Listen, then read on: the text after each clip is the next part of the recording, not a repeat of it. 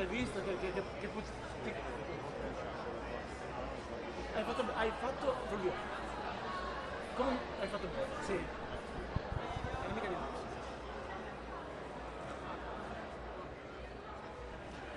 Ci siamo? Ci siamo?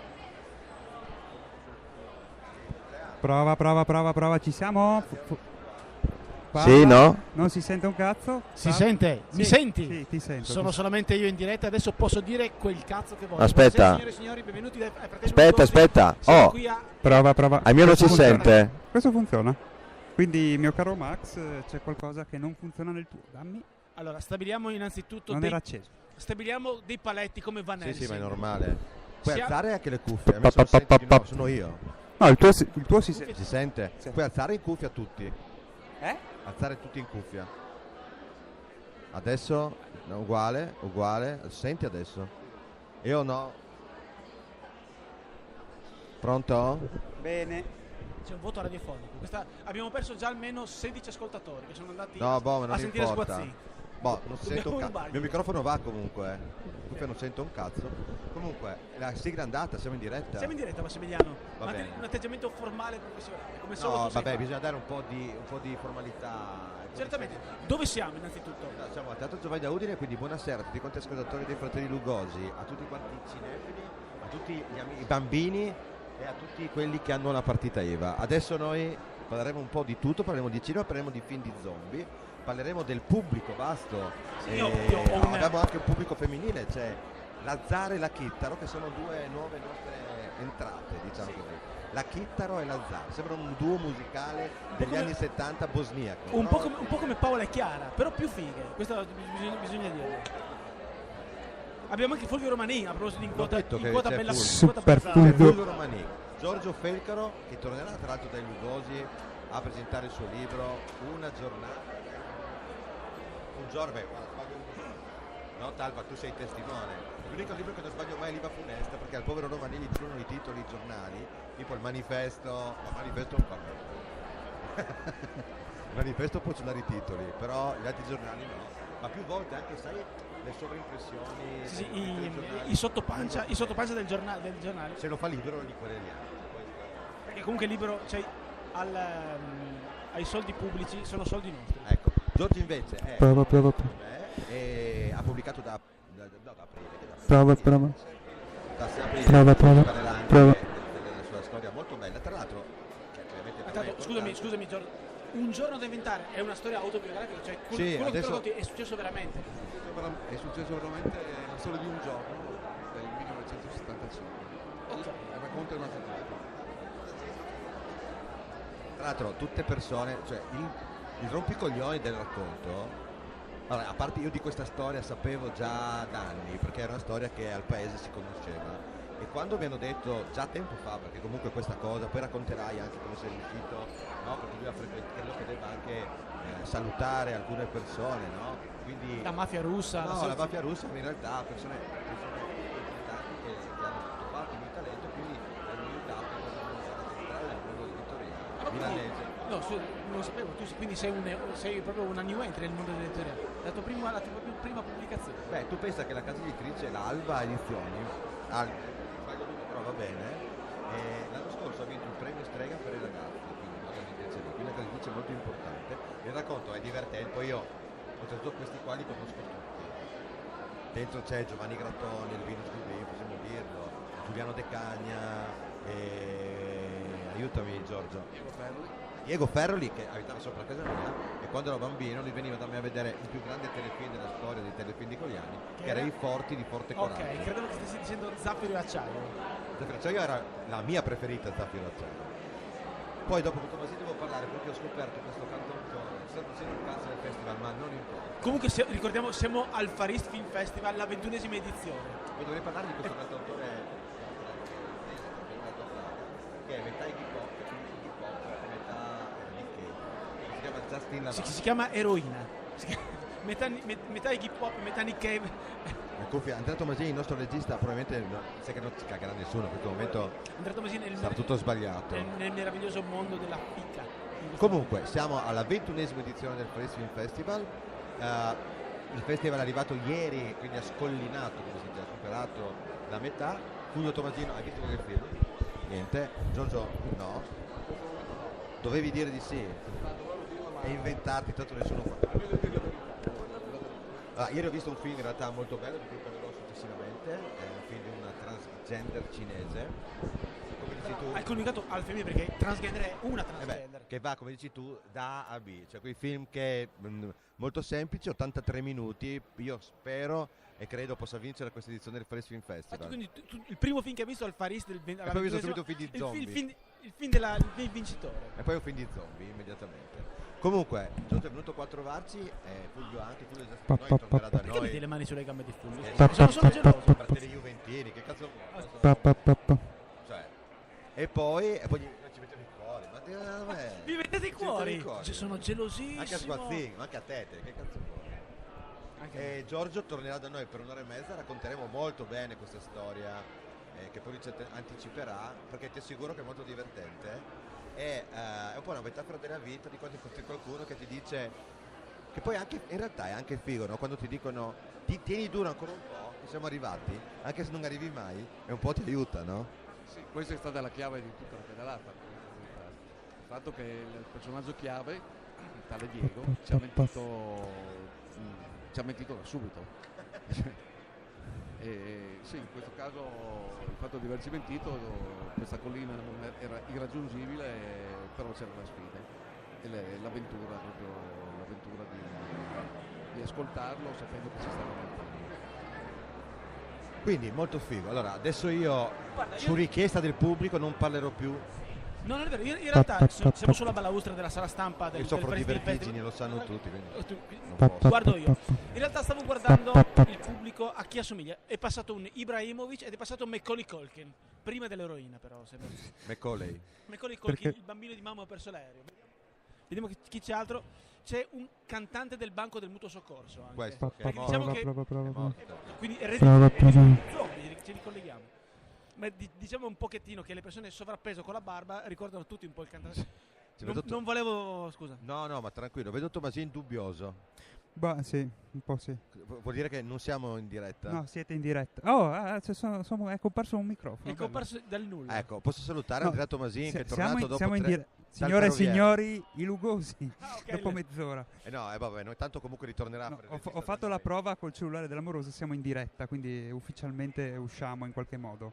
E avete anche 3 microfoni, adesso ve lo passo. Io non sento un cazzo, da Bene, tutto il tempo. ottimo. Anzi, forse è meglio se mi metto così. Aspetta che cominciamo a parlare a gesti. Ogni tanto fa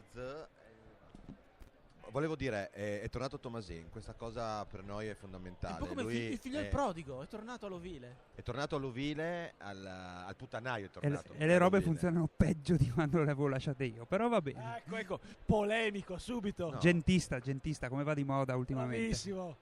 No, perché chi ci faceva le battute Questa è del l'Italia, cazzo? signori. Chi faceva regista? Tu sai, allora, la radio funziona molto, molto poco quando c'è Tomasin, non c'è Tomasin, no? Perché lui ormai, la battuta è stata questa, Andrea, l'altro giorno. Ho detto, tranquilli, manda Tomasin da remoto. Fa Tomasin da remoto. E Tomasin fa da remoto, dal comune di Chiusi. Ho detto, a canto mi fa, sta piovendo, non ti preoccupare, combina Tomasin da remoto. Fa sparire la pioggia. Tomasin è come Dio, da remoto fa qualsiasi roba. È un po' anche a Fukushima, combina Tomasin maremoto. Se no, se la mia amorosa mi chiedesse, se la mia amorosa mi chiedesse, vuoi fare l'amore, dico, combina Tomasin da remoto. Ormai è tutto da remoto. Anche il sesso da remoto. Andrea, ma funziona il webcam oppure la teniamo?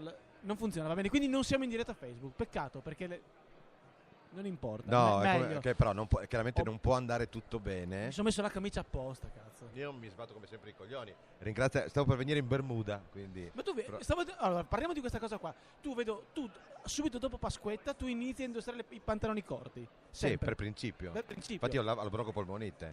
Però non mi frega un cazzo, cioè ho messo i pantaloni lunghi perché li ho trovati, poi perché puzzavano un po' i pantaloni corti, li ho tenuti da 2 mesi. Ma volevo dire che tra l'altro alle 7:30 comincia la proiezione del film hardcore di Nobuhiro Yamashita, che è uno dei miei registi preferiti e che non guarderò. Nobuhiro Yamashita, regista importante perché ha parlato per primo, uno dei primi registi che ha parlato degli Hikikomori, ha diretto 2 film importanti, uno nel 2013 si chiama Tanako in Moratorium, E poi nel 2005 uno dei film più famosi proiettati al Paris Film Festival dal titolo Linda, Linda, Linda. Quindi questo regista è un regista importante, molto probabilmente il film sarà una merda, ma noi non ce ne frega un cazzo. Noi sosteniamo Nobuhiro Yamashita, anche perché io ci ho messo un bel po' di tempo per imparare il nome e il cognome, perché per esempio Yabihiro Nagaja, vaffanculo, io non l'ho imparato. È un regista che mi piace. È un po' come Coca-Cola, Pepsi Cola o Soguro, vaffanculo. Che comunque è il maestro Nakamura, che è stato il primo intervistato al Paris Film Festival.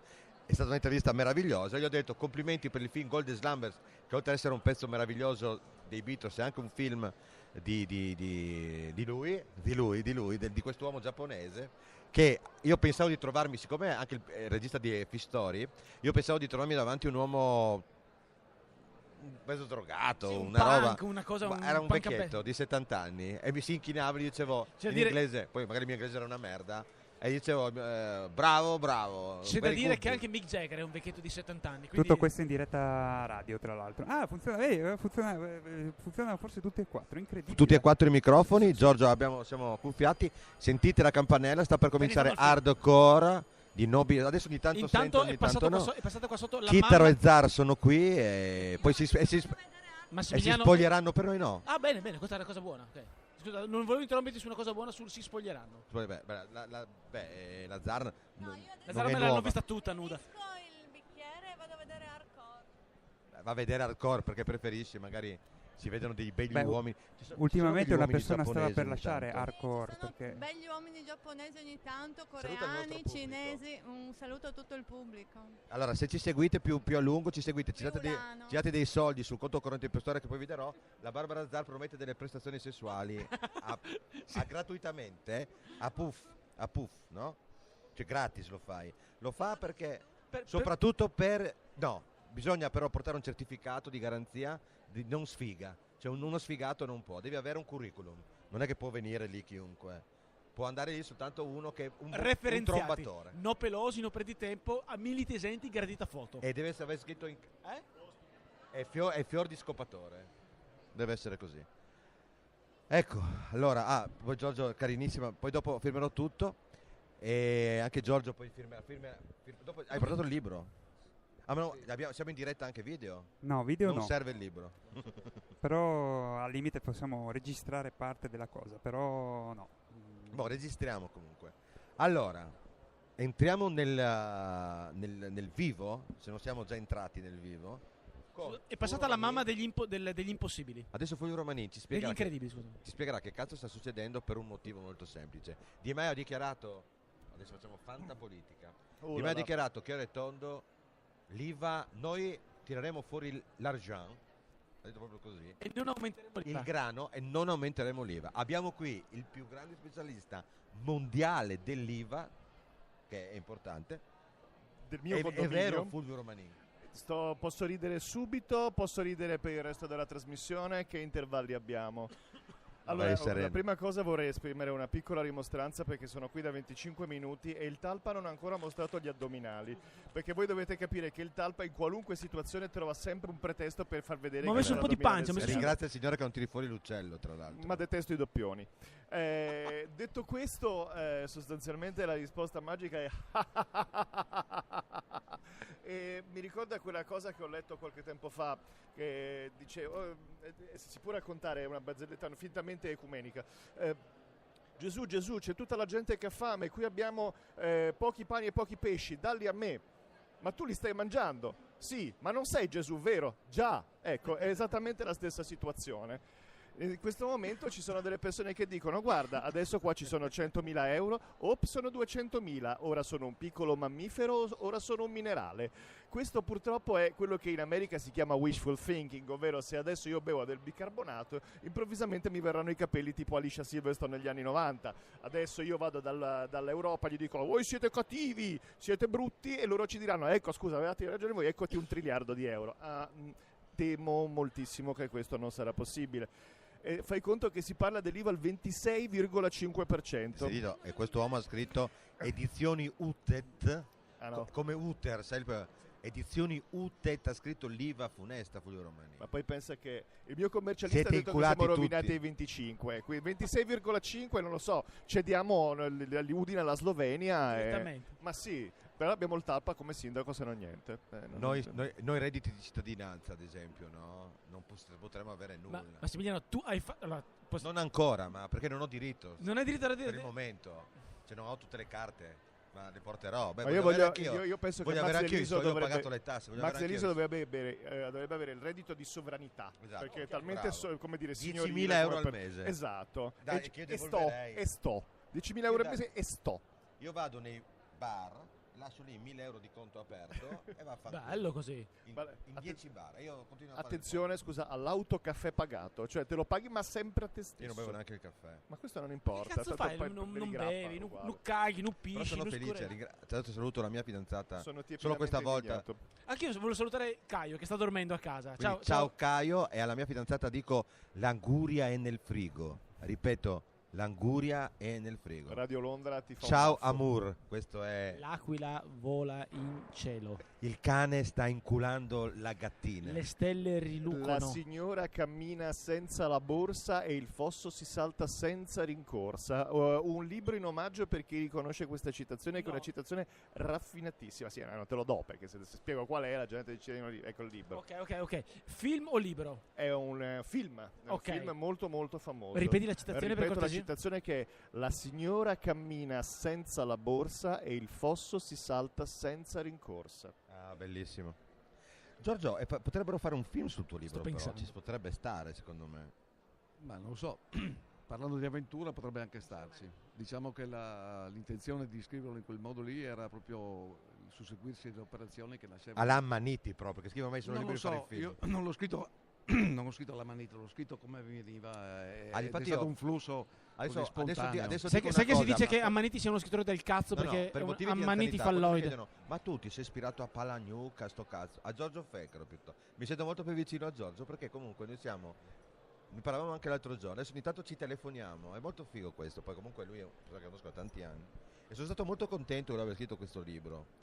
E sono stato molto contento anche di vederlo, perché è anche una persona molto sensibile ed è giusto, no? Che faccia parte di un certo entourage e che possa, secondo me, qualcosa da dire, che lo dica, no? Come il prossimo libro di Fulvio Romani, lo anticipo io a tutti, non sarà più sull'IVA, vi avverto, per cui ma il prossimo libro ovviamente non ci sarà mai, sarà un romanzo invece, che ha già scritto. Comunque no, magari lo so già. Lui una volta ha detto: cosa stai facendo?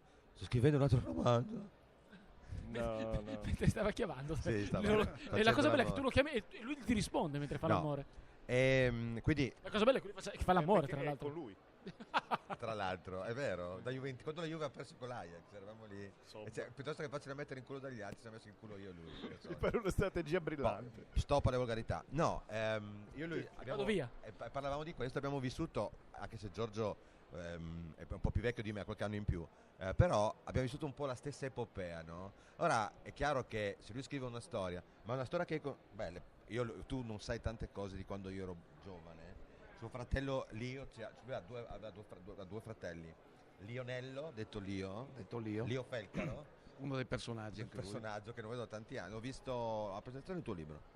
E poi Massimino Felcaro, che è stato un grandissimo musicista friulano, che purtroppo è mancato da poco tempo, e che è l'autore del disegno della copertina del tuo libro. Uno schizzo fatto su una pagina che ho rubato con una foto mentre... Ma non è una copia del libro qua adesso? Io ce l'ho, ma ce l'aveva la sua fidanzata? No, moglie. Beh, te la mostrerò dopo. Sì. E Massimino è stato un artista, credetemi, un chitarrista incredibile, che è molto famoso oltretutto, ha suonato con i Dabar Mantra, ma insomma lui era un come si dice, un grande fan, e suonava un po' così di Paco de Lucia. Lui era un grande ammiratore di Paco de Lucia, è stato un chitarrista, un artista molto importante, suo fratello. Giorgio, allora ogni tanto devi pensare che il protagonista di questo libro viveva sopra casa mia, ma io non so, con tutti quelli lì, con Giovanni Grattoni, è un famoso giocatore di pallacanestro che ha giocato che ha giocato in Serie A per tantissimi anni, capitano della Reyer. Ti dico solo una cosa, l'altro giorno guardavo le presenze di tutti i tempi, i marcatori di tutti i tempi, Serie A, c'è lui tra i primi 20. Sì, ma mi pare che il record di presenza in Serie A è ancora suo. Guarda, una roba incredibile, sì, cioè sì. Uno del tuo paese che ha fatto queste cose qua. Scusa, è appena passato il cantante dei Type O Negative. Però fu soffri di vertigini. Sì, anche io, però per vederlo di vivo giuro che mi sarei anche sporto. Ecco, vedi. E quindi comunque con Giorgio ci cioè, ci capiamo un po' più velocemente che con altre persone, e anche come è scritto in realtà. È scritto bene, è divertente, è scorrevole, no? Che anche lì, secondo me, è qualcosa che di immediato, poi ovviamente tu quando verrai spiegherai meglio anche come è nato, perché ho tante domande da fargli, perché è un libro per ragazzi questo, è una delle cose più difficili in assoluto, che leggerà Caio probabilmente. Diciamo, l'intenzione era proprio di raccontare la storia come stava.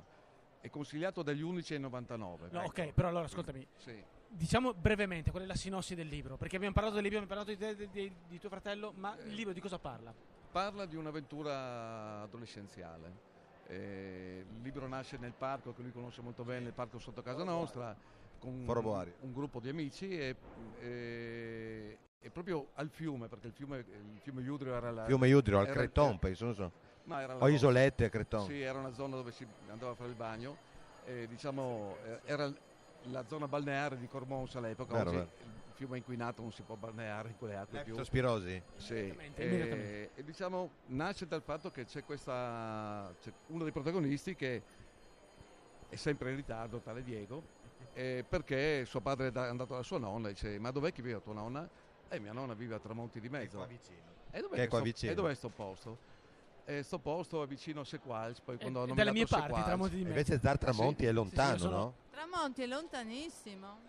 E allora è nata l'idea di farci sta pedalata, e poi c'è tutta la storia delle nostre biciclette, insomma, della preparazione, eccetera.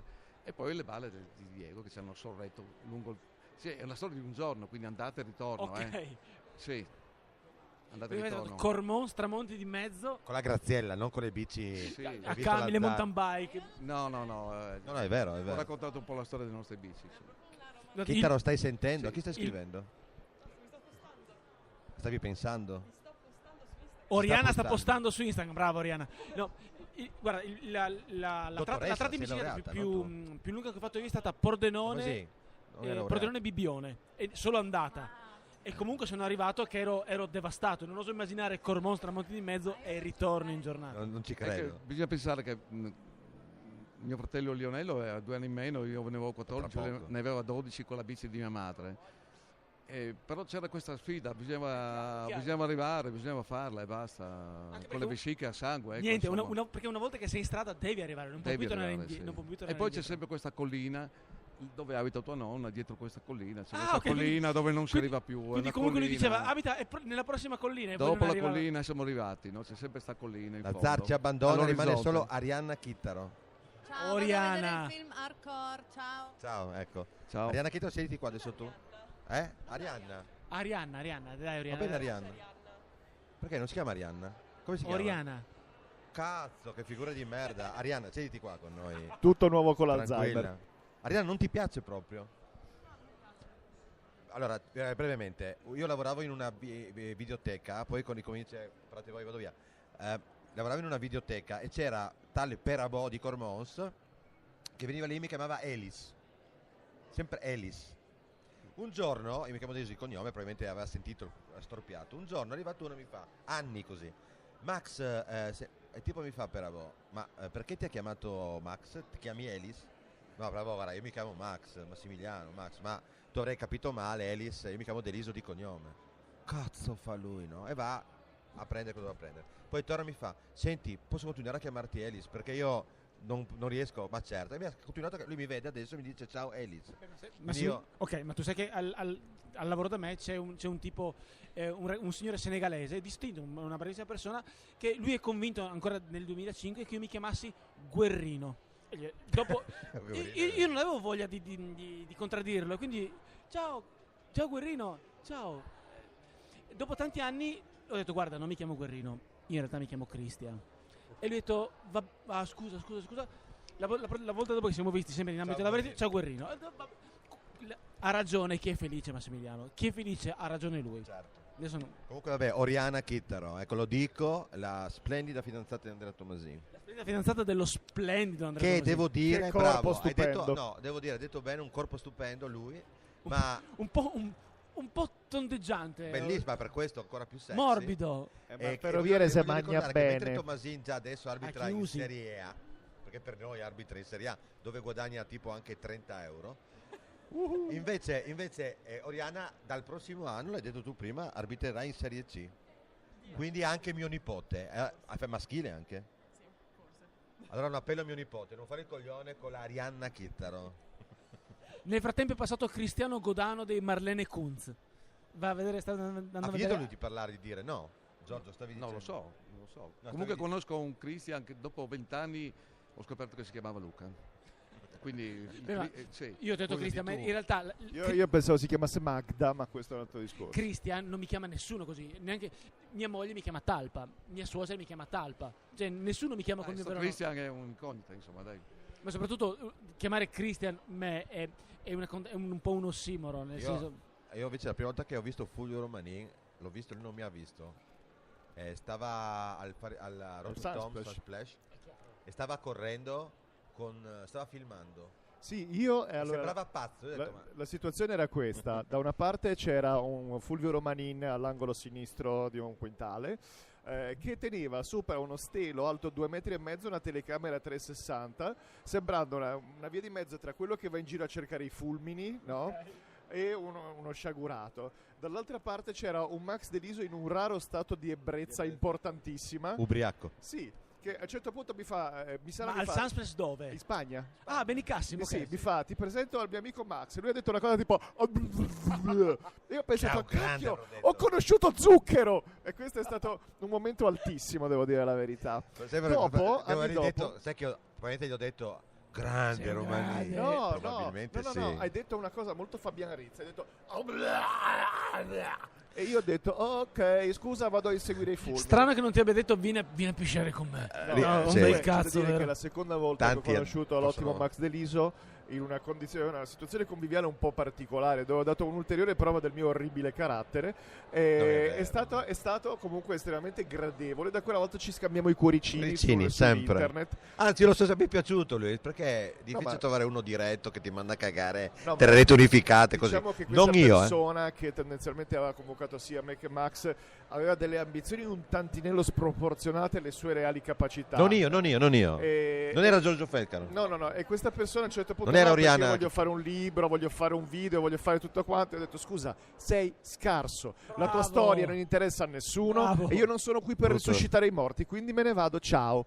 Brutto. Sono stato così. Ha fatto bene, perché vabbè, perché dai, le palle al cazzo vanno chiamate con loro nome. Io volevo ricordare l'ultimo disco di Fabian Rizz editato. Racconto il solito aneddoto rizzesco.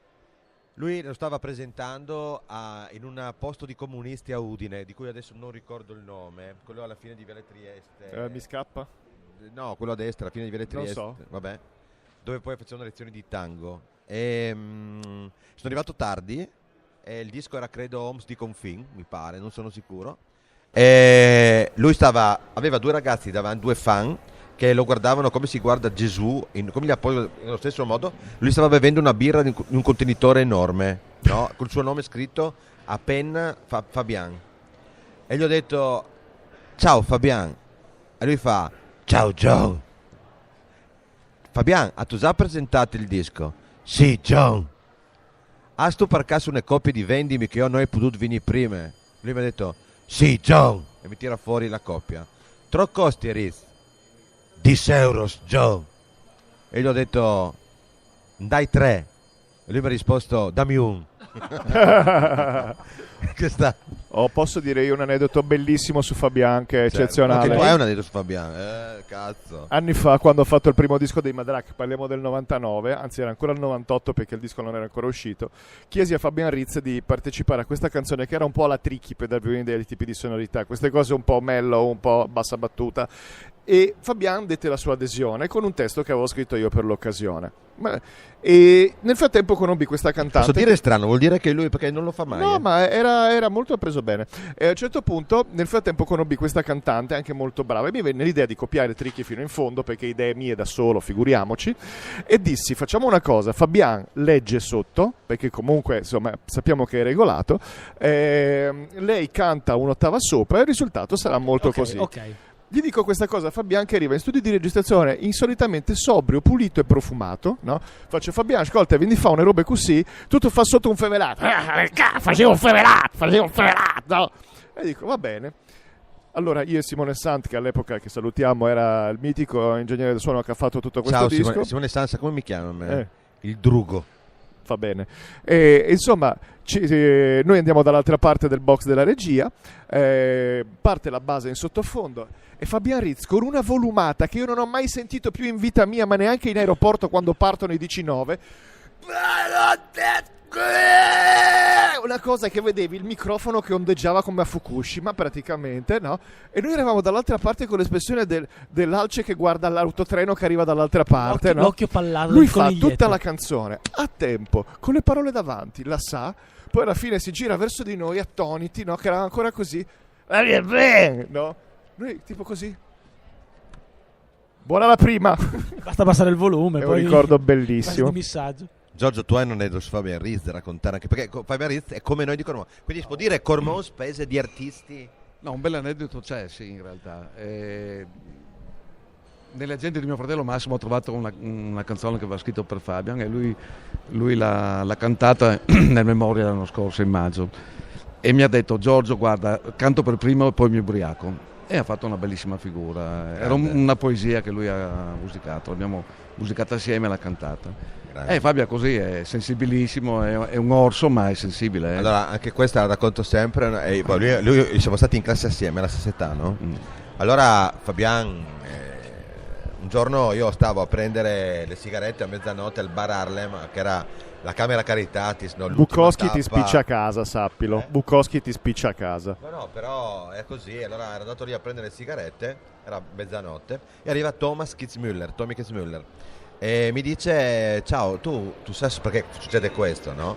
Bevo una birra e mi dice: tu si spondi suonare il piano, no? Mi dice: sei capace di suonare il pianoforte? Un po', gli ho detto io, perché avrei scritto una canzone per un mio amico che è morto in montagna e vorrei farla al pianoforte, puoi venire a casa mia? Va bene, gli ho detto io. Siamo andati a casa sua e ci siamo messi lì a strimpellare. A me veniva tutto come la donna cannone, quindi era un po'. E gli ho detto, ormai arrivate le 2 di mattina, ho detto: io però non riesco a fare un cazzo, ci vorrebbe Fabian Ritz. E lui fa: prova a chiamarlo. Fabian Ritz non ha il cellulare, quindi devi chiamarlo a casa. E mi ha risposto sua mamma. Alle 2 di notte? Sì, e gli ho detto: sono Delisio, ciao, come stai? Mi ha detto sua mamma. Ho detto: bene. Poi tra l'altro io avevo la voce un po' diversa adesso, tipo: buonasera signore. Ho detto: signora, c'è Fabian? Sì, a dormire, devo svegliarlo, sì. Cioè questo è. Lei è andata a svegliarlo, Fabian è arrivato e mi fa: ciao, ovviamente. Gli ho detto: ciao Fabian, ascolta una cosa, sono qua da Tommy Kitzmüller e dovremmo scrivere una canzone, soltanto che non ci viene un cazzo, puoi venire qua un attimo? Risposta: vi serve l'armonica in mio in là? Tipo una roba così. Gli ho detto in là, per me era uguale, non capivo un cazzo lo stesso. E lui è arrivato in pigiama, col giubbotto di jeans sul pigiama, il motorino. È arrivato lì, abbiamo composto. Dunque, il criterio era questo: io ero alla chitarra, Ritz cantava e Kitzmüller, io dicevo le parole, Ritz cantava e Kitzmüller scriveva. Abbiamo composto Tal Chast. Poi abbiamo mangiato un salame, bevuto 4 bottiglie di vino e poi con una balla devastante sono arrivato a casa. La mattina dopo io abitavo sotto monte, cazzo, arrivo a fare la spesa, torno con le bosse e vedo Ritz alle 7 di sera e Kitzmüller che mi battevano alla porta di casa. Oh cazzo, io avevo mal di testa, ancora male, e gli faccio: Ritz, che cazzo vuoi? Ciao John. Oh cazzo, mi fa: devi venire con noi a Colugna perché ho un concerto stasera e tu devi cantare Tal Chast con noi. Ho detto: Ritz, dismenteti una roba del genere, perché infatti poi sei Chicago Street hai Zaccalla cura, tanto fuori 2 bottiglie, aveva 2 bottiglie di vino come una cartucciera, mi ha detto: dai, gioca, vieni sul palco e sbattiti i coglioni. Eccezionale, quindi era un grande classico del Ritz, che presentò anche il primo disco dei Crush Kill Chats presentandosi con una bottiglia per tasca sul palco. Un altro ricordo bellissimo, se posso permettermi, me lo dico con riverenza e commozione, non mi ricordo quale festintenda, c'era lui ormai tipo alle 4 del mattino, sapete quando ormai stanno portando via le salme, no? Quando proprio è finita la serata al peggio, no? E c'era lui che era seduto su questo traliccio sopra una forra tendenzialmente, e lui è seduto su questa staccionata con una chitarra che aveva ormai 3 corde, 2 corde e mezza, classico, e tirava fuori delle volumate orrende tipo a un certo punto bascula paurosamente e finisce di schiena nella forra, finendo per noi invisibile. E tutti Fabian, e da dentro la forra. Volevo dire che non c'entra niente, che una volta io sono caduto nella roggia a Udine, dove c'è la Banca d'Italia, lì in via Gemona, e per tirarmi fuori hanno fatto una catena umana e si è caduti tutti dentro. Comunque posso dire solo questo: sono caduto in una fogna e mi hanno pisciato addosso. Allora hai vinto tu. E gente di Pordenone. Hai vinto tu. Giorgio, volevo chiederti una cosa, una domanda così. Tu quando avevi 18-19 anni, dove andavi? Che posti frequentavi? Dopo aver fatto il militare? Era la piazza di Colmont, sul muretto. Tu stavi su, ma chi erano i tuoi amici particolari? Beh, la compagnia era la compagnia che frequentavi anche tu. Sì, ma tu scusa, c'era Batan Piccolo anche con te? C'era anche Batan Piccolo, sì. E Batan Piccolo quella volta aveva una Pallas? Può darsi. Che cazzo era? Aveva sì, una CX Pallas, sì. Non CX, DS. Aveva per caso un pendente con una perla all'orecchio sinistro? Non lo so. E c'era anche Franco D'Urso con te, o Di Blas, oppure qualcuno del Sembra genere? una puntata live di Indovina chi. No, difatti sì, se andiamo sullo specifico. O di chi l'ha visto, dipende da... Sì, di chi Indovina chi l'ha visto. Come eri vestito? Ma no, perché io poi ricordo di lui, no, che erano più grandi e quindi bazzicavano in posti, per esempio voi andavate di più probabilmente come discoteche, andavo allo Story, probabilmente andate alla Botte, penso alla Conca, quei posti lì. Sì, diciamo che siamo passati anche per la Botte o allo Story e anche per la Conca. Alla Conca sei stato? Sì. È stata l'unica volta che ho fatto baruffa. Sì, era un po' pericoloso andare per discoteche. Eravate un po' baruffanti anche voi. Io Chiopris al VC? Sì, io personalmente no. No, Giorgio, ho sempre schivato per fortuna. Però era da schivarla, ecco. Infatti poi tra di loro spesso ogni tanto a Cormos volevo raccontare l'ultimo aneddoto su Paolo Cosson, detto il Paoli, che lui è morto da poco. E allora io abitavo in piazza e alle 2 di mattina dal bar Massimiliano stavano cantando la canzone di Battisti, Omar e Nero, no, Acqua Azzurra, Omar e Nero, Acqua Azzurra, Acqua Chiara, però la cantavano così, urlando Acqua Azzurra, sai quelle robe così, Acqua Chiara, momento Schranz di Battisti, una ricordiamo. Roba allucinante, era il Paoli e io dormire non potevo e papà che è morto, papà di Giovanni Cena ha chiamato gli sbirri dietro il condo, sono arrivati lì però non ha sortito effetto perché per i carabinieri hanno ricominciato a cantare. E Paoli tra l'altro una delle ultime volte che l'ho visto ha mangiato un pesce vivo in un bar perché erano andati alla Puizza che avevano mollato, lui faceva il guardapesca. Quindi pensa un po', purtroppo è giovanissimo, Jacques Parfurlan. Sì. Quanti anni aveva Paolo? 58. Quindi giovane. Ecco, il boss un po' io mi tocco i coglioni perché ma Massimiliano, la gente muore. Ma questa è anche la vita, fa parte del... Questo vizio la gente. La gente prima o poi la gente muore giovane, la gente muore vecchia indipendentemente, cioè è tutto regolato dal caso o dalla famosa botta di culo, purtroppo è così. Diego Ferroli una volta è stato eletto capitano dell'Alba durante una partita contro, non mi ricordo se il Dom di Gorizia, perché l'allenatore voleva responsabilizzarlo. E lui è andato lì come capitano al salto a 2, lui giocava a pivot, ha fatto il salto a 2, l'arbitro ha fischiato un fallo dopo un secondo e lui ha urlato all'arbitro spastic ed è stato espulso, quindi 5 secondi è durata. Questo è il protagonista del suo libro. Sì, no, era un grande cestista. Bravissimo, anche ciclista è stato lui. Sì. Anche erano tutti bravi, potevano fare tutti carriera. Giovanni l'ha fatta, ma da quel gruppo lì ne sono usciti parecchi campioni. Nella Cormons, per dire. Tu hai giocato anche tu, giocavi anche tu, no? Sì, parecchi anni. Comunque, se posso aggiungere una cosa interessante, come effettivamente per dire, uno scrive molto spesso delle persone che ha attorno a sé.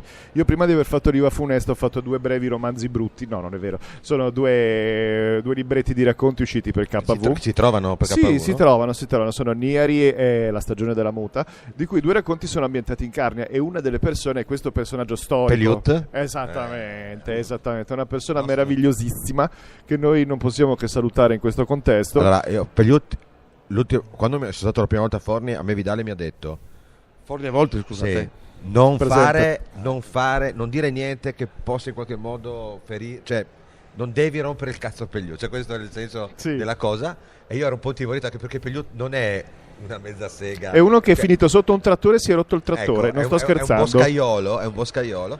E ti dico solo che dopo quei 2 giorni ero con Fabio Rizz e lui stava in lacrime abbracciandomi e mi ha fatto male, quasi mi ha spaccato. Ma è una persona bellissima a parte tutto, Sì. può diventare estremamente pedante quando beve, ma chi non lo è? Voglio Chiunque dire. sì. Ma di che anno è Pelliot? Ha un anno più di me. Comunque noi cormonesi abbiamo aperto una via con le biciclette, non in quegli anni 70, più tardi, e abbiamo fatto una pedalata alla Cormons, al Rifugio Marinelli, e siamo entrati nel cuore delle persone, Tamusin, il gestore, eccetera. No?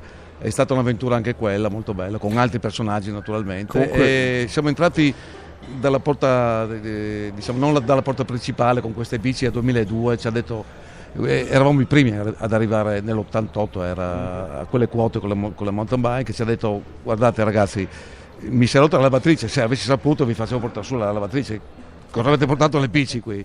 Ma sono persone meravigliose, lì abbiamo conosciuto un mondo veramente interessantissimo. Io adoro loro. Se posso permettermi, Sì. una cosa che mi viene in mente delle mie scarsissime esperienze da ciclista, perché io devo dire ho un talento veramente unico nel fare schifo in qualunque sport. No, sono scarso in una maniera importantissima, veramente. E una volta io frequentavo, perché da bravo nerd le persone normali vanno a bere, io andavo nei negozi di computer, no? E avevo questo vizio di come dire, annoiare a morte questo mio caro amico il Franz Simonetto, che vi voglio tanto bene, che saluto, che aveva questo negozio a Basaldella. Un giorno, preso da quel momento di sgurz, di poca intelligenza, decido di andare a Basaldella in bici. Il che arrivo giù, mi sento molto maschio, che figata, arrivato a Basaldella in bici, mi fermo con lui a parlare un paio d'ore e i muscoli si raffreddano, diventando tipo quelli dei Moai dell'isola di Pasqua. E a un certo punto, quando parte la prima pedalata, no, per tornare a casa, mi rendo conto clamorosamente che non sarò in grado di arrivarci, perché da qualche parte, probabilmente all'altezza di Sant'Osvaldo, morirò in un fosso. E lì mi sono fatto venire a prendere, perché ti giuro è stato veramente, veramente imbarazzante. Da Basaldella? Sì, ma da Basaldella poi c'è stata la morte. Allora, poi riparleremo ovviamente qua, siamo qua con la parola di cultura, diciamo, perfetto. Allora, un brevissimo excursus su quello che le Faris Film Festival. Ricordiamo, siamo al Faris Film Festival in questo momento. Occasionalmente. Non c'è più nessuno nella hall, a parte delle ragazze indie.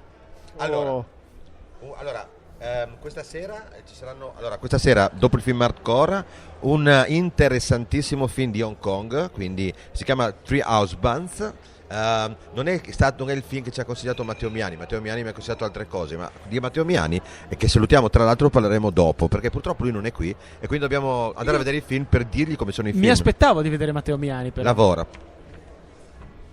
Mi chiede come mai a Hong Kong non abbiano fatto ancora il film King Kong Kong. Non lo so. Cioè, comunque poi un film domani mattina si apre con King Kong. Domani mattina però si apre... mi dicono, scusa Max, che vogliono fare Paperotto qua. Questo è un branco di un stronzi. classico.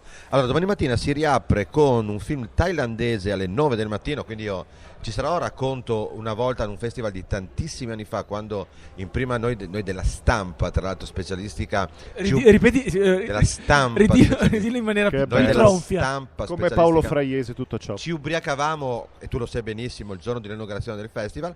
Una mattina sono venuto qua alle 9, indossavo una camicia grigia ed ero magro e anche piuttosto bello, ed ero seduto lì perché avevo mal di testa, e la capa delle maschere qui, quella che a un certo punto diceva: non c'è più posto, io ero seduto come adesso, non c'è più posto in platea, tutti in prima galleria.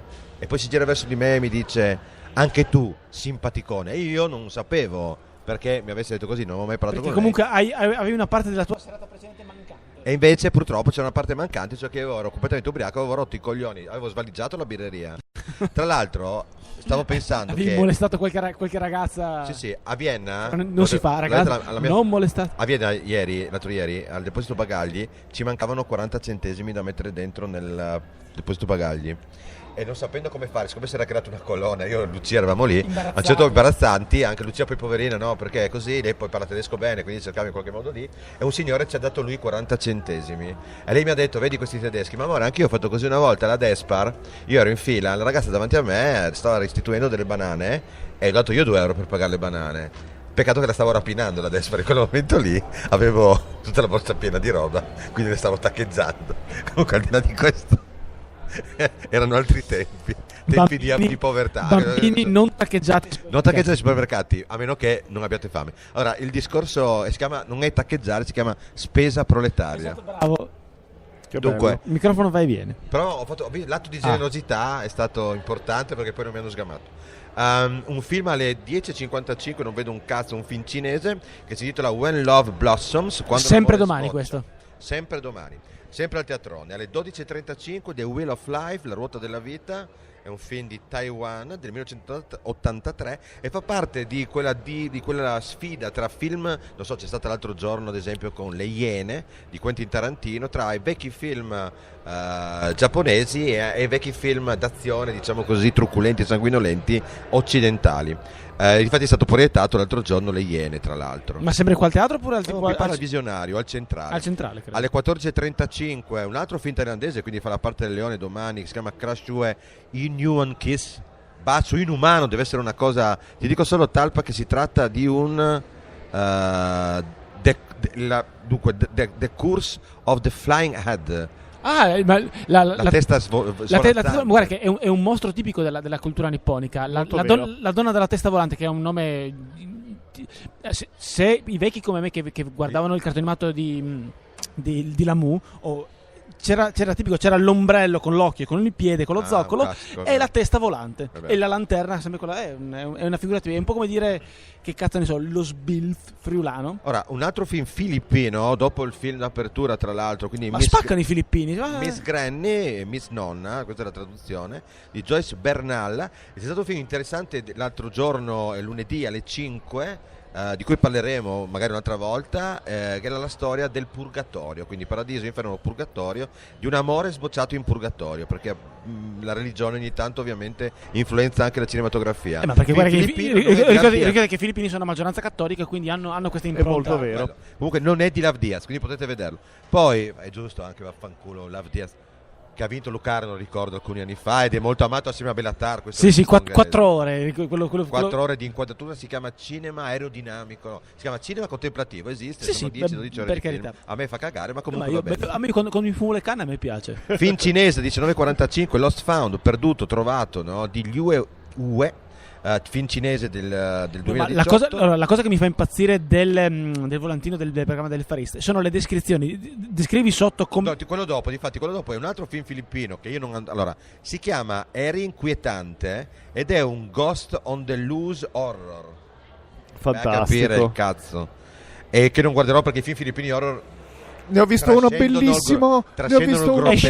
Escimelo. Io allora, intanto non vorrei fare un panegirico del Far East perché è banale. Prego. Ancora domani alle 23:50. Domani ricordo 2 maggio, giovedì, poi c'è ancora venerdì e sabato, ancora il terzultimo giorno del Far East. Miss Behavior, comportamento scorretto, che invece è un titolo da Julia Roberts. Miss Behavior è un Bright Wind cheeky romance comedy. Che cazzo ne so, comunque fanno il film così. Vai Romani. No, era una storia bellissima perché anni fa ho visto ancora al vecchio cinema ferroviario La donna del fango, che è questo film horror filippino per il quale ho saccagnato le balle al povero Marco Villotta per anni per avere una copia, di questo tipo che scappava in un'isola, perché sapete le Filippine sono un arcipelago complesso, e in quest'isola lui salvava la vita dai guerriglieri comunisti a un mago, e questo mago gli regalava un seme dal quale spuntava questa donna molto prosperosa, questa filippina molto prosperosa, che sono abbastanza rare da che ne posso sapere io, che veniva fuori da questo fiore che era fatto di carta crespa, di quello che compreresti qua in un'edicola, per dare un'idea. E questo mostro durante la notte si trasformava in un mostro di quelli che vanno avanti a passo 1, tipo alla Harryhausen, e schizzava acido dai capezzoli. Era fantastico. Bellissimo. Era uno di quei film che lo guardavo così, che poi era bello perché era volgare ma in maniera gratuita. C'erano le famigliole che guardavano questo film, no? E questo film era gratuitamente volgare, cioè non c'era una ragione perché. Allora, Esatto. Si sente. Andava e veniva il contatto. Una cosa, Ok. allora ricordo solo questo film, venerdì a mezzanotte, l'ora delle mignotte, ci sarà, e anche delle streghe, Sì, delle streghe e mignotte. solo dopo delle streghe ci sarà The Devil Fish, il pesce demone, che è attenzione, jump on your seat folkloric horror, e va visto secondo me. Cioè, Jump on Your Seat Folkloric Horror. Vuol dire come quando guardi il film porno ed è Dick in your head folkloric. Colon, in questo caso. Giorgio, il tuo rapporto, tu a questo festival sei venuto, hai partecipato? In passato, sì. In questo giro no, l'ho saltato tutto per altre questioni. Tra l'altro poi la tua fidanzata, moglie Moglie da 30 anni. scusa. Sì. Forse un tempo fidanzata. Sì, ma- no, vabbè, però è anche, credo, è sempre stata una bravissima fotografa, quindi lei, no? Anche lei è un artista. Beh, a modo suo sì. Sì. Sì. Perché una fotografa, sai, il cinema credo che sia come la sublimazione, no? Dell'arte fotografica. Sì. Anche. Signori, io vi saluto con la tromba e con l'imbuto e devo purtroppo tornare ai domiciliari per eccessiva bellezza e quindi Allora, ringrazio Fulvio Romanini, ringrazio ricordatevi voi. l'Iva Funesta, lo trovate ancora alla libreria Friuli, dico così. Io ringrazio Max Deliso, ringrazio il nostro Felcaro. Giorgio Felcaro, il Talpa, Andrea Tomasini e Arianna Arianga. D'ora in poi Arianna. Povera, così niente. Detari, possiamo ormai. Signori, No, dai, dopo buona sarà trasmissione Ori. a tutti. Ciao la Fulvia. Ciao Fu. Beh, sempre meglio. Una volta una mia amica mi ha detto vorrei chiamare mio figlio Uri. Quindi Ori va bene. Uri Geller. Uri Geller, come Uri Geller. Come quando tiri le linee usi Uri Geller. Uri Geller. Ma sai che Caio uno dei nomi papabili per mio figlio doveva essere Lev, come Lev Tolstoi. Bello, passami il libro di Giorgio. Allora Talpa, adesso non so se far leggere un pezzo. Allora facciamo così, siccome ci vuole un po' più tempo, abbiamo bisogno della nostra migliore attrezzatura. Non leggerò io la prossima volta, leggerai Ok. tu. Il problema è che non ci sarà Moretti, che salutiamo e ringraziamo, anche così come il direttore Mario Missana. E voglio ricordare che Giorgio Felcaro sarà il 27 di maggio. No, dal 25 maggio Perdonami, il 25 maggio a Caffè San Marco di Trieste a presentare il libro alle 18:30 Caffè San Marco Trieste. Quindi tutti presenti. tutti Ci sarà presenti. Moretti a leggere. Sarà Moretti, sarà Mauro Missana, Sarà Mauro ci Missana, sarà anche, Tatiana ricorda anche Roiz, un po' le tue mentori. l'editore Lucia Gazzino. Ecco, quindi che sono state anche la presentazione. Tra l'altro una presentazione così neanche se la sognano i grandi scrittori, affollatissima e molto riuscita. A Caffè San Marco non ci sarà un barbecue, diciamo, però si Non lo parlerà. so, diciamo che il Caffè San Marco è un tempio degli scrittori. Per sì, me questa cosa è. Ma quindi cioè, tu un regalo. alla tua prima opera sei entrato proprio nel mondo degli scrittori, proprio a testa alta, Allora, senza scrittori si dice scrittori dopo 1000 pagine, quindi No, cagà. dicono che è così, insomma. Siccome ci sono Quindi la scrittori che non hanno mai neanche definizione pubblicato. Mm? Io credo ci sono degli scrittori che secondo me che non hanno nemmeno pubblicato, che però puoi chiamare scrittori perché sono bravi, solo che magari Hanno avuto la sfortuna la di... sfortuna di non Sì, la sfida è di farle queste 1000 pagine. Questo è il primo ci metteremo anno. 5-6 libri per farlo. Non lo so, vediamo. Vabbè, ma se devi fare 1000 pagine scrivendo cose come riempitivo, Interessanti. esatto, sono molto meglio. Quante pagine ha il tuo libro? Ma questa è la copertina, io avevo 140. visto Giorgio, scusa se lo chiedo, una roba tecnica. La Meglio copertina 140 era la belle. stessa anche, cioè sempre quella? Questo sì, questa è la copertina Perché ne ho vista originale. anche una, allora avevo le traveggole io. Ah no, boh. Beh, è bello però, ragazzi. un bel Se no, lavoro. scrivete un libro a 4 mani a questo punto. Ma più avanti, secondo me. Quella ci- potrebbe ci- essere ci si un'esperienza, può provare. Sai che ogni perché tanto pensavo, come è possibile scrivere un libro a 4? Allora, io non sono uno scrittore, io sono un giullare di corte. L'hanno fatto proprio in Inghilterra invece, più che a 8 mani, molto figo, i più grandi scrittori, c'è addirittura Roddy Doyle che... Ma come è possibile? Tecnicamente, come fai? Cioè, tu hai in testa una storia. No, hanno, ognuno di loro Ha una l'idea- voce sua. Esatto, però hanno il pretesto narrativo era uguale, no? Mm. Cioè, partivi dallo stesso che era il calcio, oltretutto loro parlavano di questo. Ma molto figo, molto interessante, perché alcune volte addirittura volevo lasciare la lettura perché mi rompevo poi perché non è che tutti, certi sono più avvincenti di altri, è vero. Però alla fine se tu toglievi certe pagine non era la stessa cosa, quindi comunque il libro aveva un senso nel suo contesto, a 8 mani, se non a 10 addirittura, 8-10. Molto figo, una stecca così. No, magari è lo stesso argomento con punti di vista diversi. Sì, no, partito e- il pretesto narrativo sì. era lo stesso, quindi Ok, ma però secondo me serve comunque un collante per riempire i buchi, un po' come quando metti il marshmallow nella tazza e poi ci versi sopra la cioccolata calda No, che riempi i buchi. Il collante, Fame. secondo, insomma, per quel che posso dire, nel mio piccolo, il collante è la struttura, deve essere molto forte. Certo. c'è l'argomentazione, l'idea, il pensiero, ma la struttura deve essere il contenitore che Guarda, sai che io ho una venga dentro tutti, ecco. Io per esempio Quindi- la Ghostwriter, che è la mia amorosa Lucia, allora lei ogni tanto, a lei basta, mi dà degli spunti dai quali puoi partire, no? Tante volte basta veramente poco, lei poi è specialista, lei è molto brava a tirare fuori le cose un po' ridicole, fanno ridere, e quindi poi ci lavori sopra. E quindi tutti i libri in realtà sono scritti sempre da più, cioè, voglio dire, chiaro che lo scrivi tu, però dietro c'è tutta una serie di altre menti certo, pensanti. c'è qualcuno che deve mettere il granello di sabbia attorno al quale costruire la perla che è il libro. Certo, Che cazzo certo. ho detto, Tommasini? Certo. No, e questa tra l'altro è entrato anche perché, volevo ricordarla, anche perché è molto gentile, è stato l'editore, la Albe Edizione. Albe Edizione, È Albe- una giovane casa editrice, però importante, gente Loro che rompe i coglioni. provengono da case importanti, Sì. quindi hanno un backstage molto importante. Molto molto bravi, molto, molto anche gentili, e si vede che sanno lavorare, ecco, questo è il senso.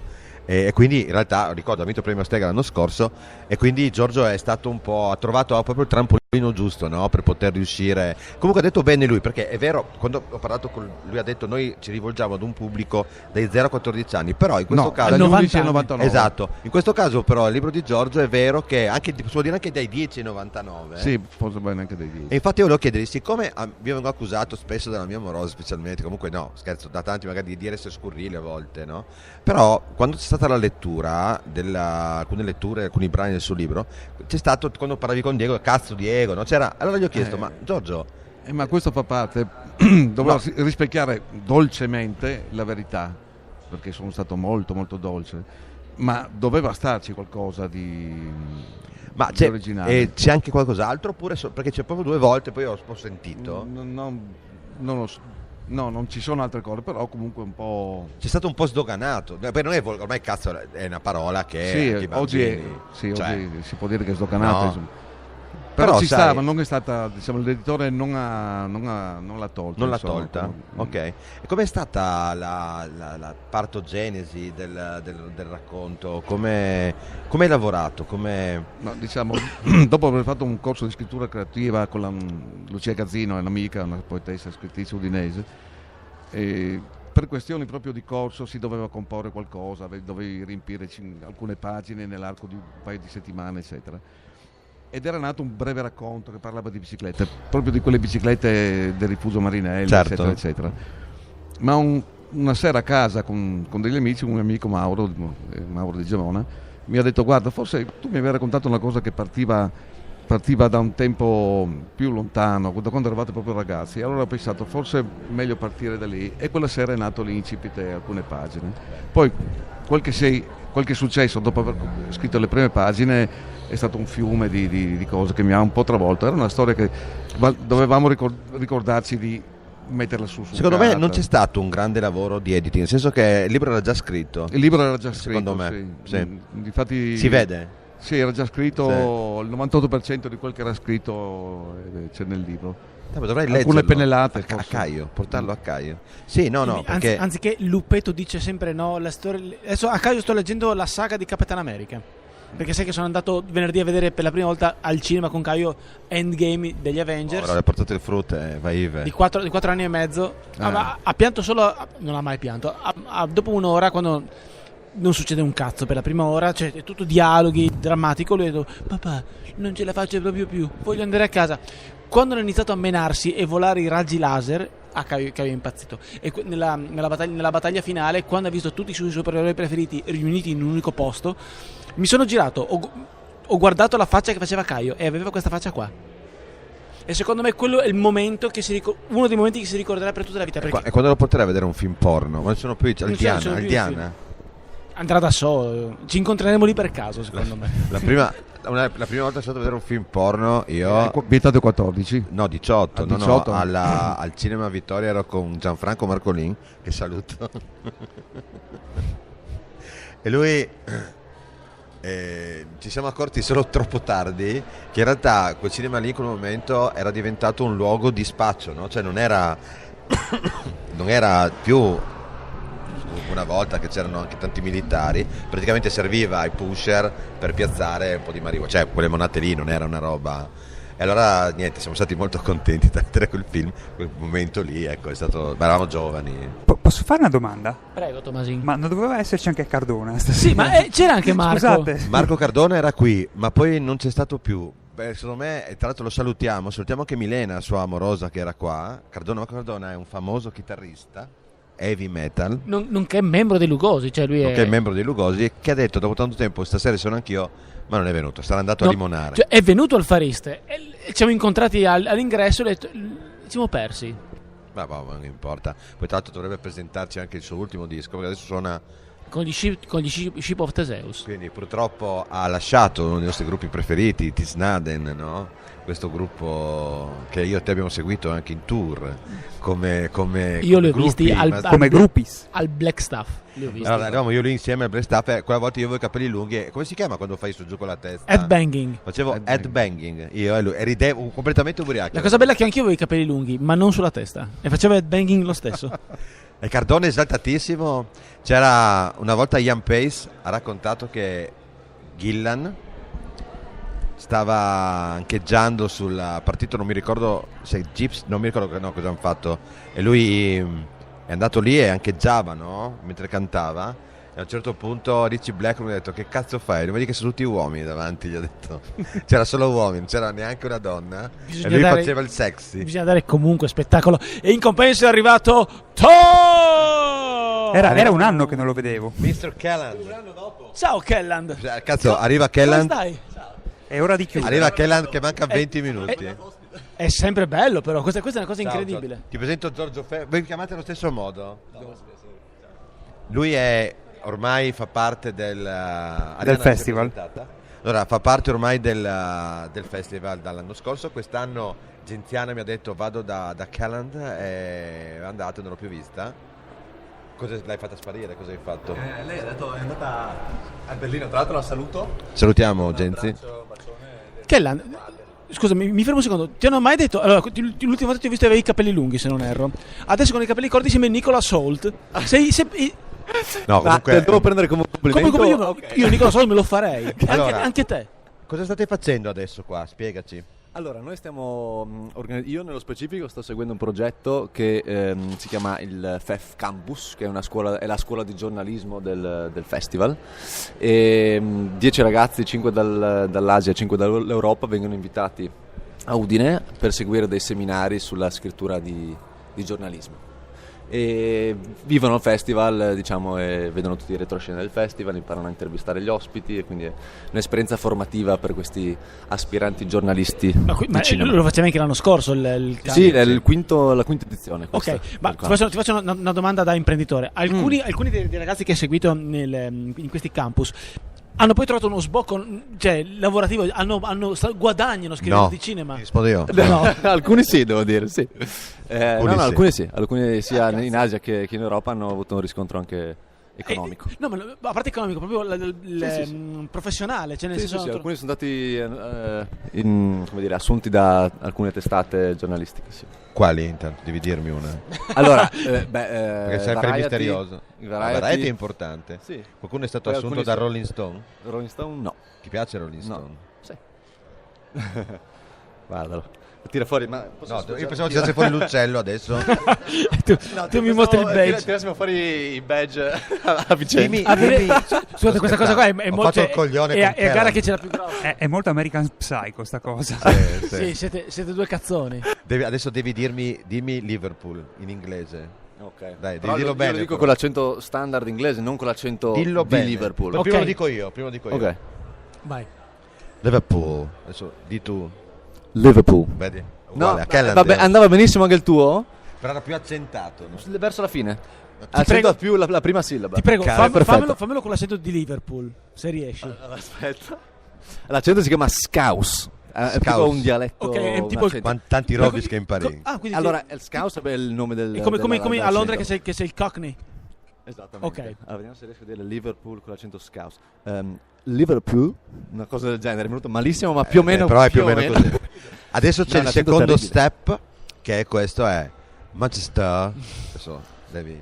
Anche lì, se tu metti l'accento sulla... Ma Esatto. va benissimo, è sempre più sulla prima. Manchester. Ah, vedi, cazzo. Manchester. Devo fare meglio. Come si chiama, No. come si chiama l'accento, il dialetto di Manchester? Le persone sono Mancunians, quindi credo che anche l'accento si chiami così.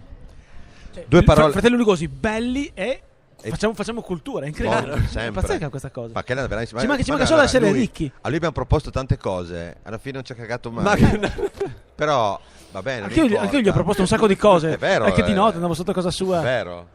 Sei ancora con la stessa fidanzata l'anno scorso, sì. Sì, Vabbè, sì. almeno quello. No, io è mi rimasto. ricordo che vi ho scritto e ho detto che vengo quando volete a parlare con voi. Certo, difatti non è mai venuto. No, però, ci vedo.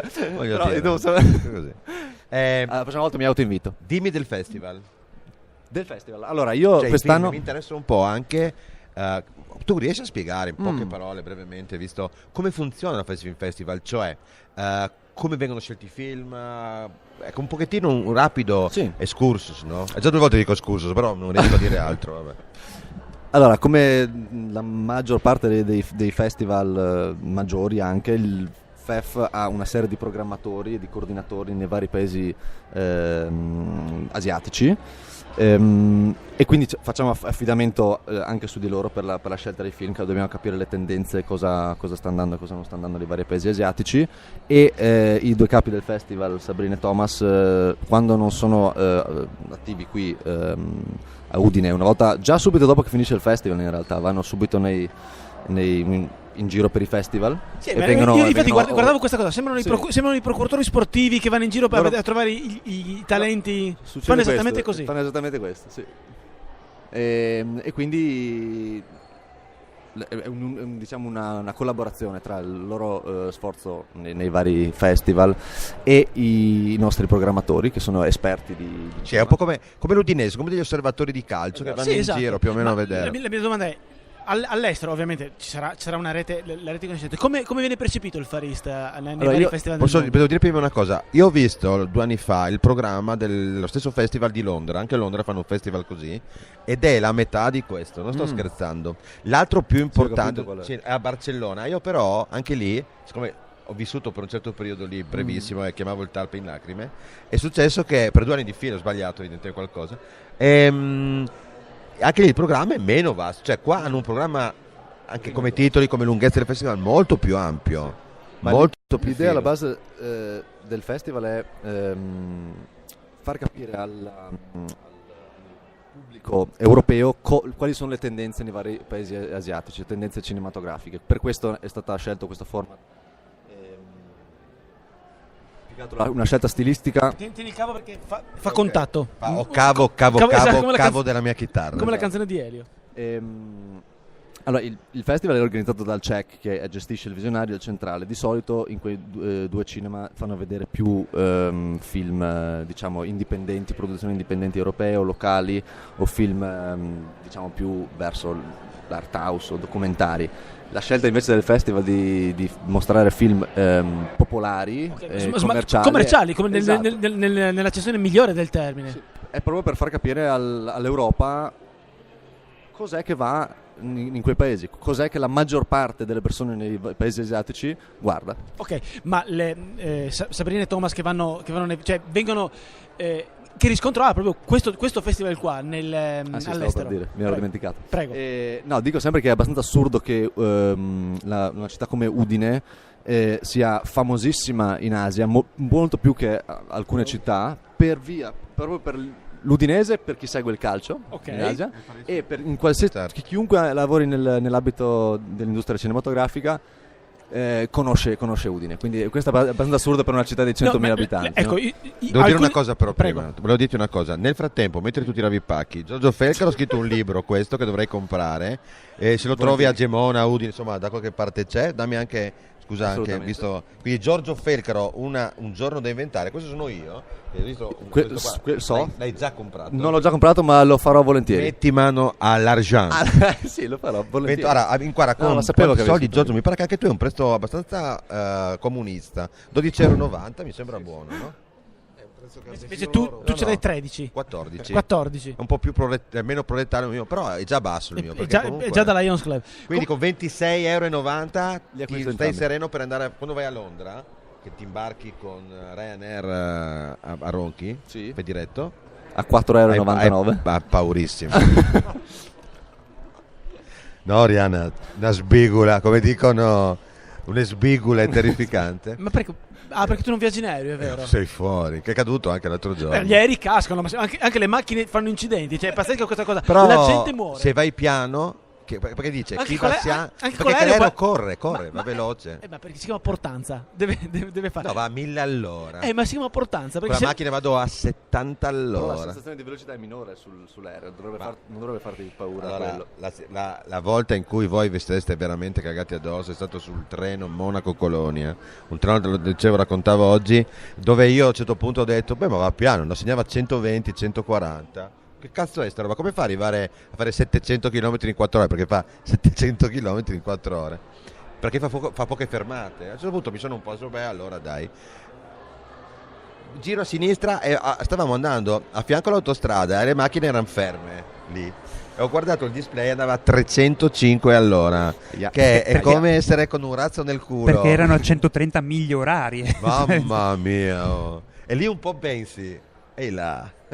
Sì, Se uno, mette se uno mette 50 lire sul binario, come facciamo noi? Lo facciamo noi, perché eravamo dei poveri. Cazzo. Giorgio, scusa, continuate voi due. Allora, la cosa che mi fa impazzire è invece, al contrario, la percezione che hanno di Udine gli ospiti del Far East. Cioè le persone che vengono al Far East, vengono a Far East, poi fanno il giro per Udine e fanno questa faccia qua.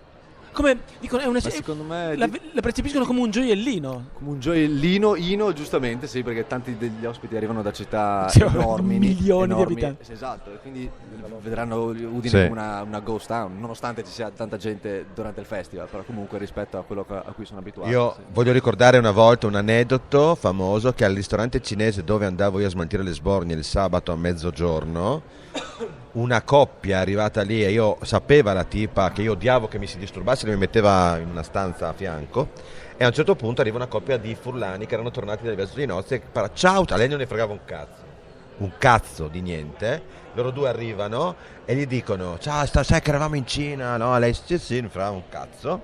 E a un certo punto dicono, e tra l'altro io incazzato, questi facevano troppo casino, mal di testa, e ti abbiamo portato un giornale trovato su un aereo perché tu magari mancherai da un po', anche se non è di oggi. E lei disse grazie, ma è giapponese, quindi già è stata la figura di merda, che non è finita. Io ho esultato e poi a un certo punto gli ha detto, ma tu non sei di Shanghai, dicono loro. E lei fa sì, e loro dicono, ma Shanghai, come dire, ma, Esatto. ma Udine centro?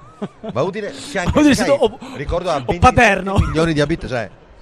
E la stessa cosa ha fatto Renato Persoli. Shanghai ha è detto praticamente il Friuli 7, Venezia Giulia. era stato a New York e gli ha detto in furlano, siamo tesi a New York.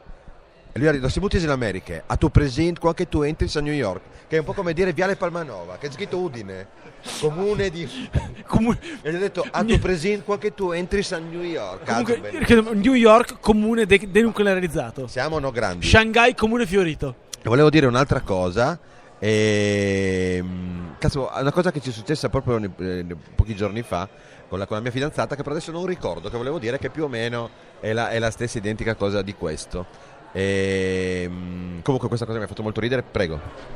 Ok, stavamo parlando della percezione, perché noi Dell'Ambria Bella stavate parlando. La maggior parte degli ospiti in realtà ama venire a Udine proprio per questo, perché è una città a meno- vivibile. sì, ma è a meno che i fan non siano sfegatati di quel settore di cinema, di quel paese specifico. Ok, Alcuni degli ospiti non vengono riconosciuti come nei loro paesi, ovviamente. chiaro. Sì, ma E quindi hanno la libertà di andare in giro per le strade senza essere ok, pedinati. tu quindi Kellan, ti Sì. chiamo per cognome. Tu, Va bene, mi piace. No, però devi dirlo bene. Kellan. No, Calland. Calland. Vabbè, bravo.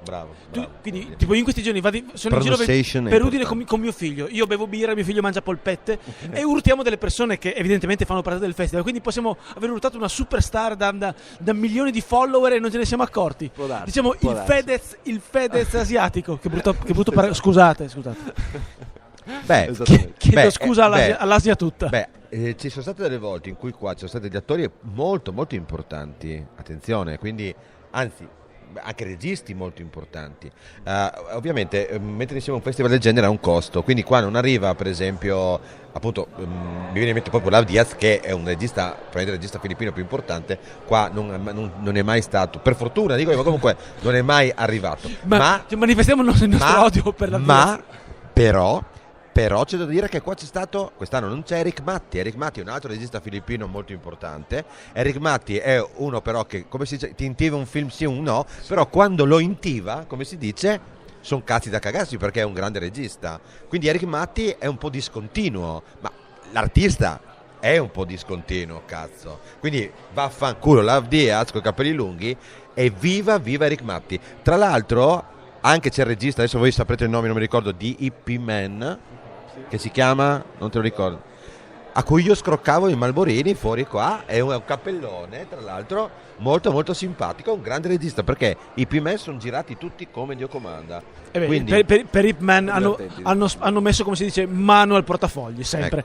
Ecco. Allora, secondo me Ip Man sta diventando leggermente la versione asiatica di Superman, è un pochettino cristologica come figura. Ecco, ricordo anche che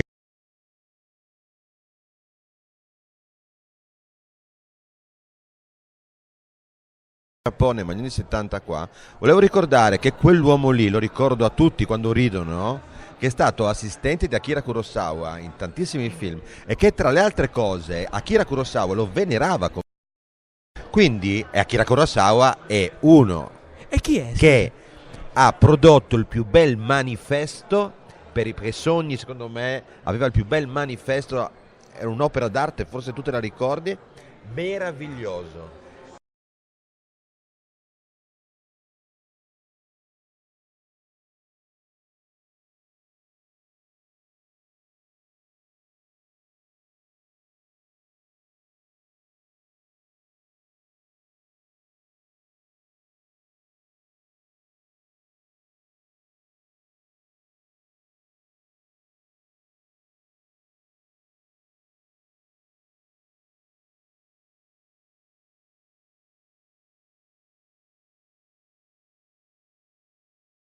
È un regista che piace molto a Andrea Tomasin e alla sua fidanzata Oriana. Allora, Kelland consiglia un film, tra l'altro Matteo Miani, che risalutiamo, mi aveva anche detto qualcosa, volevo parlare ma non importa, andate via. Matteo Miani ci saluta, tra l'altro, sì, mi ha scritto. Ecco, e salutiamo anche la sua fidanzata Emanuela, Monica stavi per dire tu? Moglie. Vabbè, io mi sento sempre giovane, ragazzi, vi vedo belli.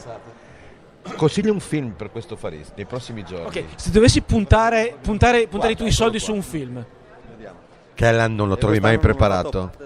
Sta scherzando, lui è il Deus Ex Machina. Sì, lui è l'ibridazione mezzo inglese, mezzo friulano, la macchina perfetta per uccidere. Noto Monteur del Collinare. Adesso sembra anche Nicola Salt, cazzo.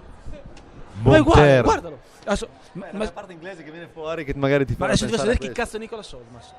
Tua mamma di Gemona però. Mia mamma o è di Buia. Di Moimacco. Moimas, Moimanx, proprio specifico. Quindi cividalese. Io nato a Gemona del Friuli, io dico sempre. Guarda Kelland. Questo sembra anche mio nipote, tra l'altro.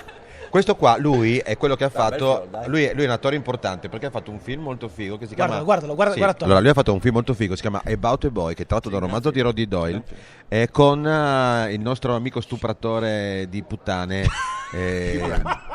Come si chiama? Hugh Grant. Senti, ecco, ridillo tu. Io all'inizio l'ho detto con l'accento americano, no, mi sono corretto. Adesso corretto, dillo bene. Hugh Grant, ecco, come il Glenn Grant, così si chiama. Non era uno stupratore di puttane, non l'ho peccato con la puttana. Beh, la stuprava però. No, ma a pagamento, lui ha detto io ti voglio stuprare. Allora va bene. Allora, sì, parlano molto bene comunque di Lost Found per chi volesse venire al festival. Lost Found quando giorni. Lost Found il 2 maggio, quindi domani addosso. alle 19:45. Poi se mai dovesse uscire in Italia, io consiglio vivamente un film coreano che ho visto l'altro giorno e si chiama Innocent Witness. È Birthday? È un gran film. Birthday anche l'ho visto sulla strage del fiume a Seul, non il naufragio, in realtà è una storia molto importante, introspettiva, quindi un grande film, anche se io credo di aver visto ieri il più bel film, che è il film cinese, il 30 ieri ho visto The Rib, molto molto bello. Io spero che vinca il Faris Film Festival, film cinese, molto importante. Allora, sono le 20, dobbiamo quasi andare in sigla, Tom? Perché dopo di noi c'è Piotr con Mainzai, che salutiamo in studio. Allora, io ringrazio Thomas George Callan. Io vi ringrazio voi, grazie mille. Perché? Per cosa mi ringrazi, ma io accetto il ringraziamento. Tanto perché sei venuto e già pensavo che non venissi più. E che verrà da noi a trovarci tra un volo a Londra e l'altro. A 4,90 lui va ogni giorno a Londra. Sì, è chiaro. Tipo, chi? Puoi prendere l'autobus. Ho finito l'Aggis, vado a prendere a Londra. Prendi il numero 4, no? Stazione Pepest, no? Uguale, costa un poco di più. Giorgio Felcaro. Ma allora, possiamo anche fare del sesso, credo, no? 5 minuti, facciamo del sesso, ci facciamo anche le coccole dopo. Hai tutto il diritto di fuggire. Metto su anche l'acqua per la pasta. Prima il sesso, poi le coccole. Sì, prima il sesso, poi le coccole. E prima 5 minuti sono buoni. Porca miseria. Cioè, che anzi, sono robe che quando uno come me in realtà gioca al jolly, cioè una volta all'anno, quando può. Sono 5 minuti. Sono 5 minuti gloriosi. Ma in effetti, e poi per noi, ma parliamoci chiaro, sono 4 secondi di spurgo, cioè quella roba dura i fix and sen, come diceva il grandissimo, no? Gabriele Pontello. Gabriele Pontello è un attore pornografico ante litteram, cioè su carta patinata. Sì, esattamente, dove che noi abbiamo sporcato più e più volte. Comunque abbiamo ondulato. Ma che bello però. A 13 anni quante sei? Ma è una cosa incredibile. Quello devi fare a 13 anni.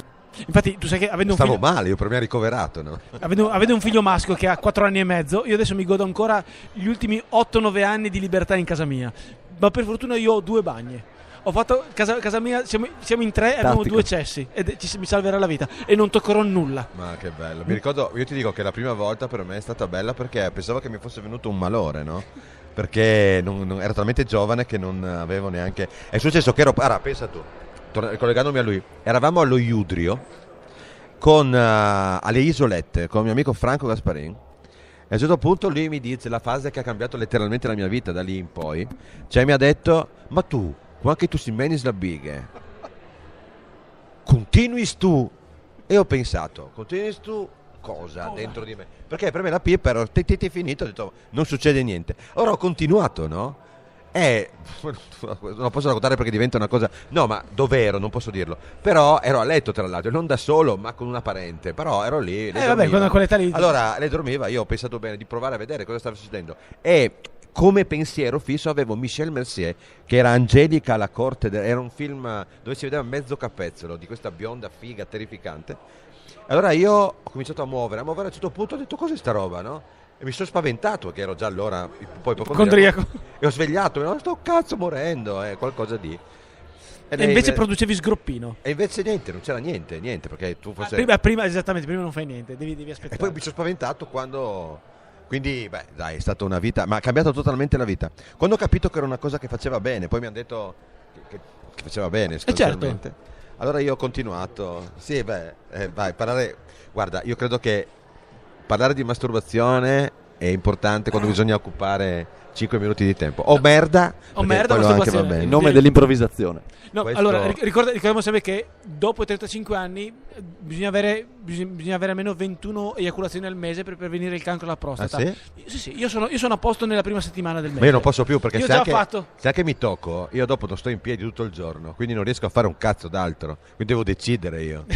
Non è più come una volta. Capisci, Talpa? Poi dico che fiacca, non arrivo. Adesso la mia amorosa mi sgama, perché però quando sono debole, quando sono un po'. Ti sgamano, ti sei menato la biga. Ma no.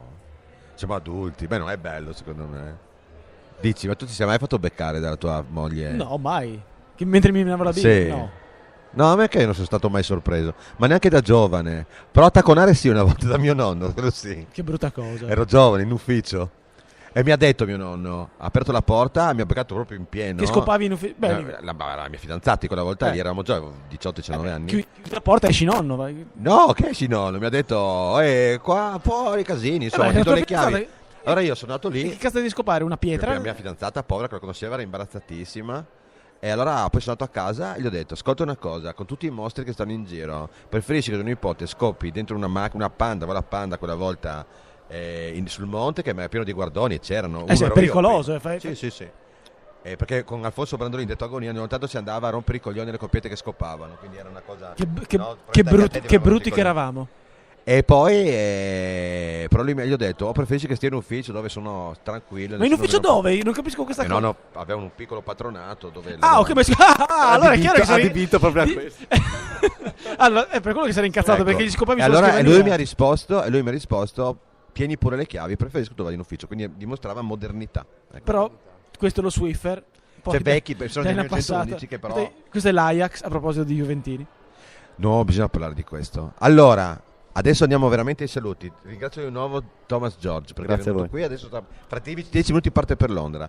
Ringraziamo Oriana Chittaro, che è da oggi, assieme a Valentina Viviani, la donna ufficiale dei Fratelli Lugosi. Nel senso, non è una cosa bella. No, ovviamente, no, per amor di Dio. Povera. Come le tipe rapite dell'esercito giapponese in Cina. Cioè, per dirti, la mia fidanzata mi dice spesso, ti prego, fai schifo, copriti, perché proprio questo è. Mi metterò il burka. Grazie a Giorgio Fercaro. Grazie a voi. Con cui ci vedremo in radio e in Radio Nel Furlane, chiaro. E presenteremo con tutti i cazzi questo suo racconto molto bello, che potete trovare in tutte le librerie un giorno da inventare. Ma anche online lo trovate. Anche online lo trovate appunto su Zalando, stavo per dire. Su Zalando vi prendete un paio di scarpe e anche un giorno da inventare. Primelissimo. Sono ricoglionito. Lì comunque si chatta, ecco bon. Grazie Andrea Tomasin, che è ritornato, e questa è una notizia molto bella. Adesso passeremo al limone, difatti, tra poco. Grazie a Eleuterio Talpa Bomba Manganese, che è qui con noi e che è tra l'altro il profilo Facebook più letto d'Italia. Io punto a diventare influencer, ecco, e sposarmi con la Ferragni. Ho imitato anche un Mottarello. Polo gli ha detto, sai, mi strappi sempre qualche bella risata quando leggo il tuo. Non tutti uomini. Oh, cosa ti frega? Meglio uomini che caporali. Comunque, detto questo, noi ci ritroviamo mercoledì prossimo. Grazie a tutti quanti voi che avete ascoltato i Lugosi qua dal Far East Film Festival. Venite al Far East. Per Deliso è veramente tutto. Sono a posto così. Alla prossima settimana.